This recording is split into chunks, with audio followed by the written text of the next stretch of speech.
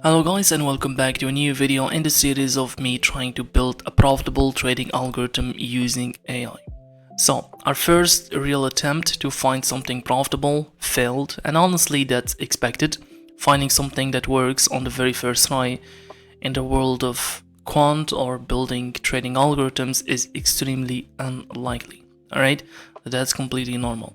So quick recap of the idea, what we tested for our first attempt.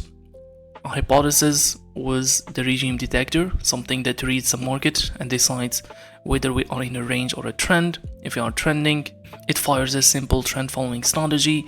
If we are ranging, it switches to a mean reversion 1. It's a good idea on paper, but it just didn't work. So today we're trying something different. Today we're going to take one specific, well-known strategy and see if we can turn it into a fully automated system. So the opening range breakout. Now, one of the reasons the previous trend following attempt failed is that we were trying to scalp in tiny time frames. The 1 minute, the 30 second, the 15 second for a couple of points on NQ.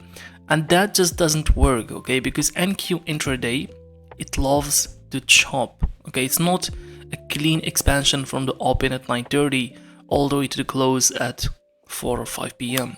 There's a ton of range and noise in between. So we kept getting chopped out trying to scalp it. And the regime kept flipping on us, alright? So the opening range breakout is a completely different animal, okay? It's one of the most famous day trading strategies out there right now. And a lot of traders trade it, but mostly manually, by hand.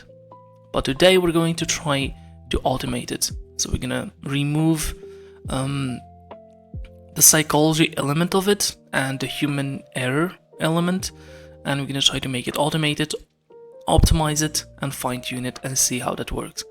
Okay, and to be honest with you, I'm quite optimistic because this one actually makes complete sense, and we're gonna see.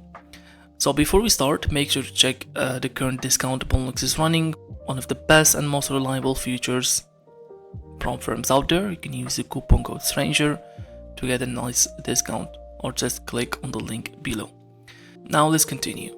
I want to start from the beginning, okay? Where does this strategy even come from? So I think talking about its origin actually matters. I don't want to just blind test strategies. So this one came from stocks originally. It wasn't built for futures or US 100 or the S&P index. And the author isn't some guru on YouTube, okay? His name is Carlo something.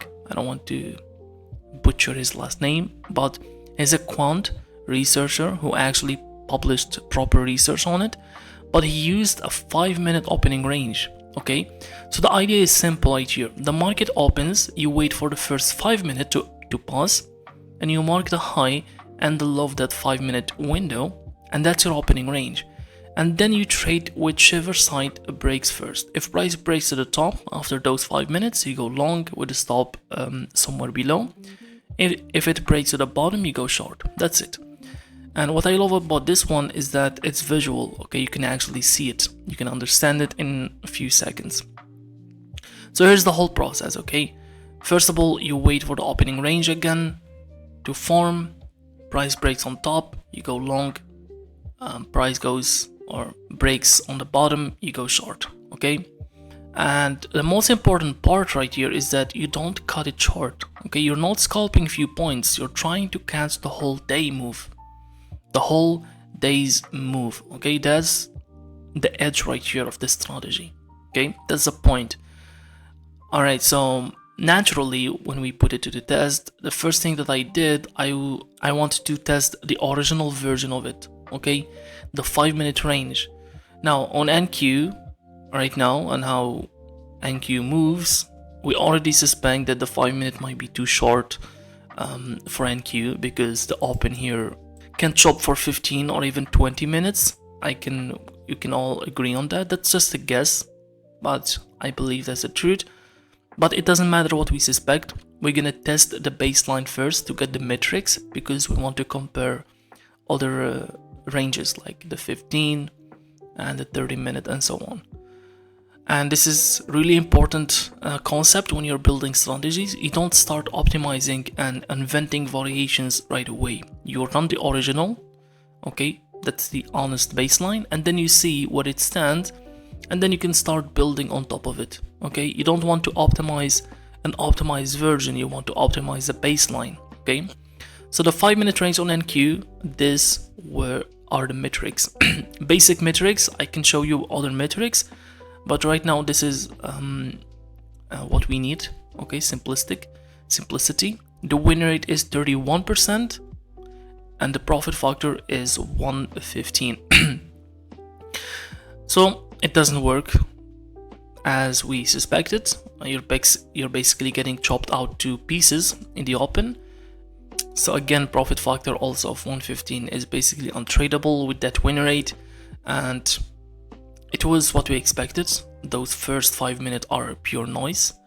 You're gonna mark a really tiny range, and usually the first 5 minutes, it doesn't dictate the whole day. Okay, I think we can all agree on that. Okay, so now we're gonna optimize it and try other variations or other parameters. So we're gonna test bigger ranges to see how they hold up, and I'm gonna test, and I tested the 15-minute range, so the first 15 minutes from 9:30 to 9:45, and also I tested the 30-minute range, so we can compare them side by side. And as you can see, the metrics right here. So the 15-minute got better win rate, 41%, and the profit factor barely moved, but again the win rate went nicely up from 31 all the way to 41. And the 30 minutes, the win rate jumps all the way to 47%, and the profit factor to 121. And a quick explainer or recap for what profit factor. It just means that for every dollar you lose, you're gonna make $1.21 in this example right here. That's it. So we're gonna stick with the 30-minute range. It gives the best results, and that's logical. And this is just a simple optimization, guys. We still didn't fine-tune it. Okay, so we proved that a 30-minute range from 9:30 all the way to 10, it can dictate the whole day. Okay, it gives us the cleanest moves. And here's something interesting. Okay, it's worth mentioning. Even though that we found that the 30-minute window, just by testing, that it has the best metrics out of the three, we didn't actually invent anything. Okay, because the first 30 minutes of the session, it actually has a name. It's called the initial balance. It's where the market figures out its range for the day. Okay, so this is a well-known concept in the markets out there, which makes total sense. Okay, you give the market 30 minutes to settle, and you get a real level that we can base the trade and the stop loss and so on. So one price breaks the 30-minute range, that break actually means something. Okay, it's not just noise anymore. One more thing to mention: technically this trades both ways. Okay, so long and short. But here's what's interesting: NQ most of the time it's going up. Okay, so if you go to the daily time frame, you can see that it is a long biased asset. Okay, it just wants to grind higher over time. So just from that, I can already make a guess. Like maybe if we removed shorts entirely and only took longs, maybe the win rate and the profit factor would get better. For now, this is just a guess, but we will throw that at the engine later, and we can actually get the decisive results. Okay, now let's take a look at the full picture for the 30-minute version.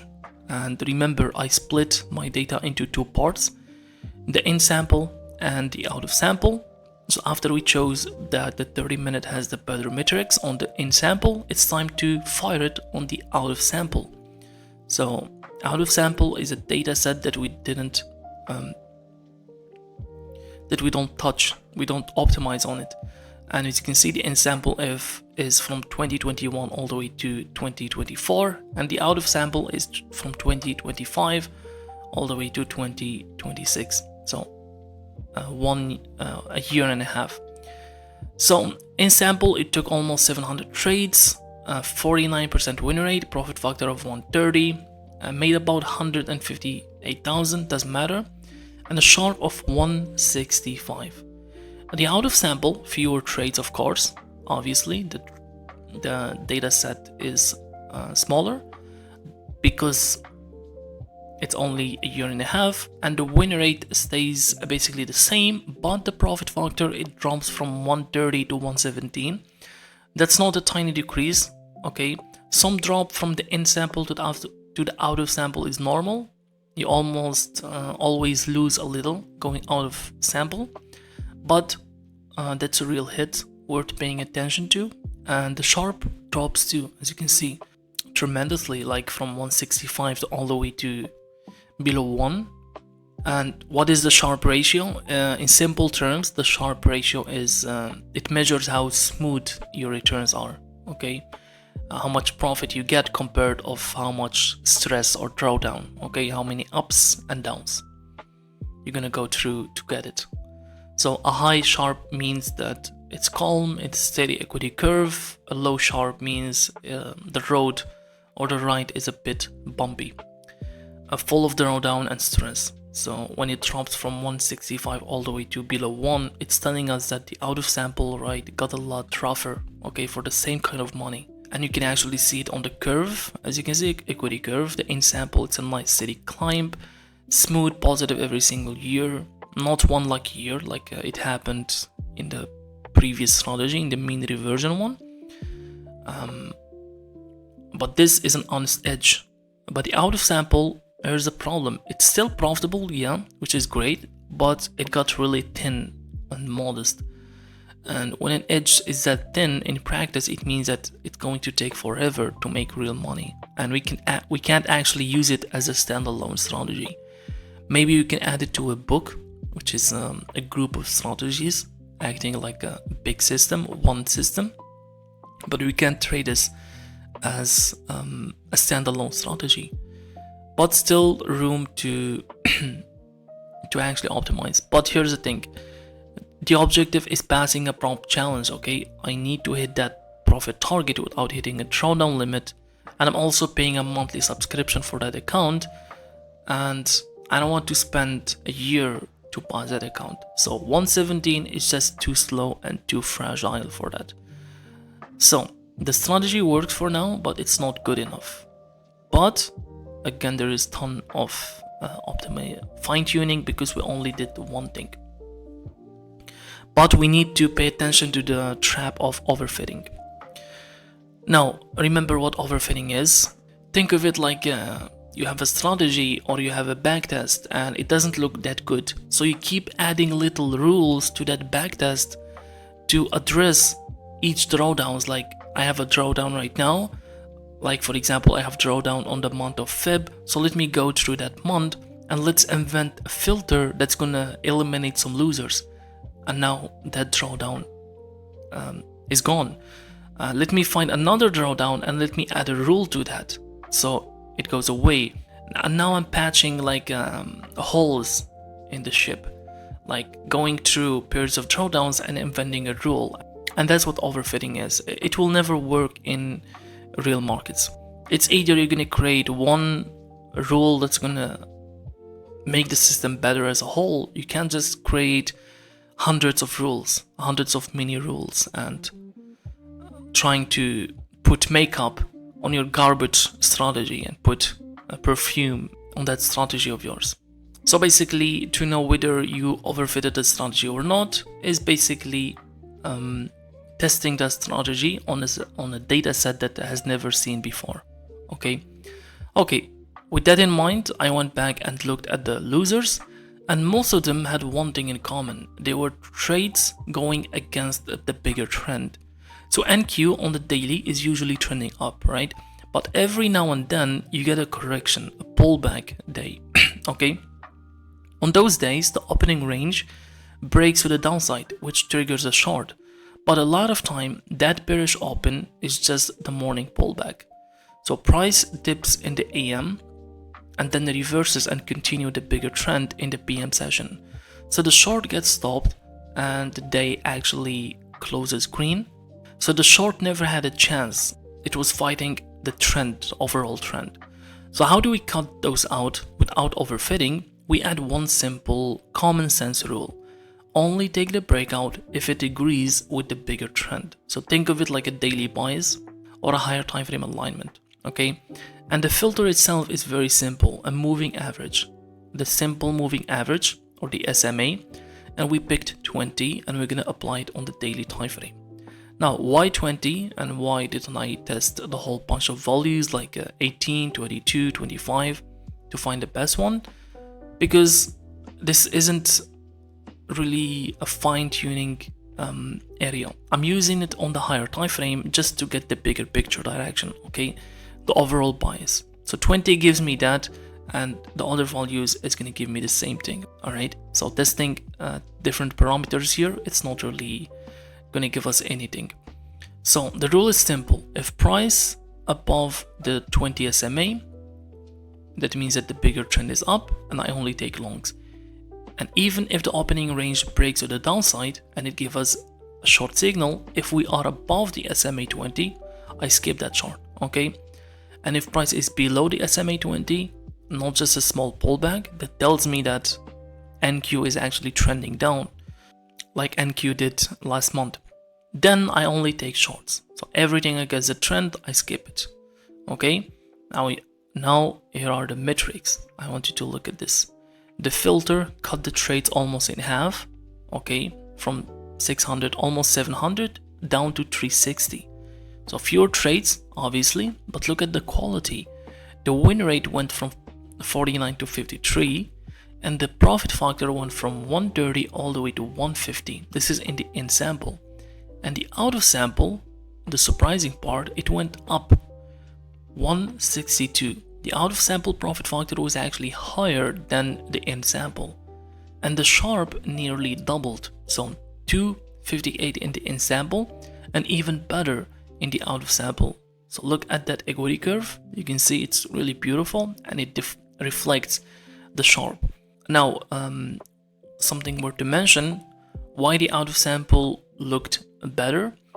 It's basically landed in a favorable regime. Okay, so that's worth mentioning. The regime does matter, but it still held up. I mean, we have 5 years of data, and it actually got stronger. So right now we can successfully say that we took a famous strategy, one that a lot of people trade by hand and mess it up because they cut winners early, they set stops too tight, they don't trust it, they let emotions run the trade, and we use it on NQ. I added one simple common sense filter, and now I have a strategy that made money on data it had never seen and actually got stronger. That doesn't happen that often, okay? Not never, but it's actually rare. So at this point, we have got something that looks really, really solid. Something that was positive every single year from 2021 all the way to 2026.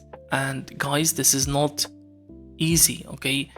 Positive every year sounds boring and normal, but it's not, believe me. This industry is so fake on YouTube and Instagram.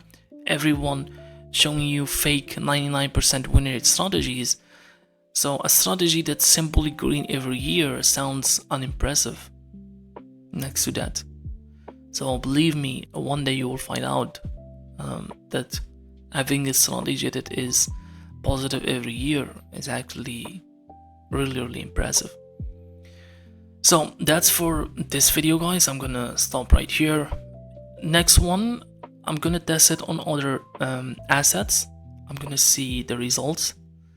We're gonna run some more tests on it, cheat tests and so on, so we know it's not cheating or something. Look ahead bias, placebo, and a couple of things that we need to go through. And I'm gonna test something.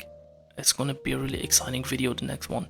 So if you have any other questions, guys, leave them down in the comments or DM in my Twitter account, and I'll answer you as soon as I can. Now, happy trading and good luck.